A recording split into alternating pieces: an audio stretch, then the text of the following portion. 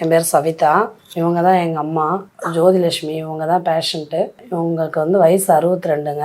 இவங்க வந்து பெருங்குடல் கேன்சரால் பாதிக்கப்பட்டவங்க. 2023 தான் எங்களுக்கு தெரிய வந்தது. நிறைய சிம்டம்ஸ் இருந்தது, எங்களுக்கு தெரியல ஃபஸ்ட்டு.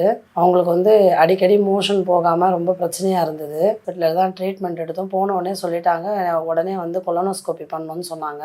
கொலனோஸ்கோபி பண்ண செகண்ட்லேயே சொல்லிட்டாங்க இது 100% கேன்சர் தான். அங்கே வந்து சர்ஜரி பண்ணும்போது யூட்ரஸ் ரிமூவ் பண்ணிட்டாங்க, ஓவரி ரிமூவ் பண்ணிட்டாங்க, பெல்லோட்டியம் டியூப் ரிமூவ் பண்ணிட்டாங்க, நிறைய ஆர்கன்ஸை வந்து ரிமூவ் பண்ணிட்டாங்க. பெரிய சர்ஜரி. எங்கள் அம்மா பிழைச்சதே பெரிய விஷயம். அந்த அளவுக்கு வந்து பெரிய சர்ஜரி. அது ஒரு 3 months தான் மறுபடியும் வந்துருச்சு. மறுபடியும் வந்தப்போ சிஏ வேல்யூவில் தான் தெரிஞ்சது, எங்களுக்கு பிளட் டெஸ்ட்டில் தெரிஞ்சது.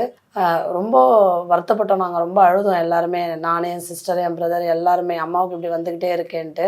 அப்போ பார்த்தீங்கன்னா சடனாக 15 daysக்கு ஒன்ஸ் வந்து டபுள் மடங்காக போய்கிட்டே இருந்தது சிஏ வேல்யூ. போகிறது என்ன பண்ணுறதுனே தெரியாத சூழ்நிலையில் நான் யூடியூப் பார்த்துட்டு தான் இந்த புனர்ஜன் ஹாஸ்பிட்டலுக்கு வந்தேங்க. ரொம்ப நம்பிக்கையோடு வந்தேன். ஃபஸ்ட்டு நான் ஃபோன் பண்ணி கேட்டதே, நீங்கள் வந்து கீமோ டேப்லெட் சாப்பிடும் போதே உங்கள் மருந்தை எடுத்துக்கலாமான்னு கேட்டேன்.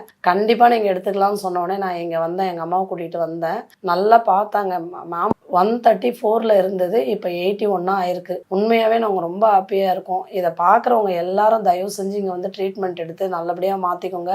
ரொம்ப ரொம்ப புனர்ஜன் ஹாஸ்பிட்டலுக்கு நான் நன்றியை சொல்லிக்கிறேன். எங்கள் அம்மாவை காப்பாற்றுறதுக்கு ரொம்ப நன்றிங்க.